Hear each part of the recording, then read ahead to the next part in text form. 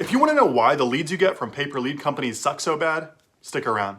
If you've been trying to get leads from pay-per-lead companies for your HVAC business, but all the leads you get are either not interested or not within your ideal target market, I'm gonna explain why. Pay-per-lead companies are incentivized to get as many leads as possible so they can sell as many leads as possible. So sometimes the way they advertise is more about manipulating customers to almost like trip into filling out their information rather than basing it off of real intent. So I'm gonna tell you about a specific example, but I don't wanna get sued, so I'm not gonna name the company, and I'm gonna speak in purely hypotheticals. So there's this lead company out there that basically what they do is they have the customer fill out their information when they're going to look for like roofing, for example, and then it says, hey, are you also interested in quotes for HVAC, such and such, such and such, and then the customer just checks those boxes. But that's all purely hypothetical. I'm saying this might exist. So do you see the problem?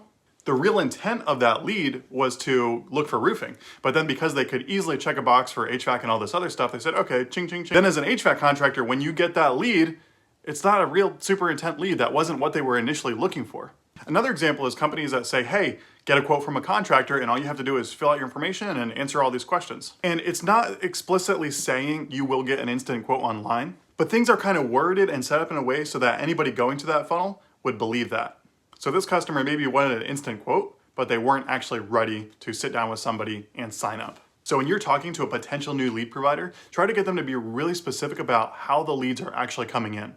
It's not so much about getting the homeowner to fill out a bunch of details. It's about, is the homeowner intentionally doing this to get that specific type of service? Does that make sense? If you have any thoughts to add, I would love to hear from you in the comments.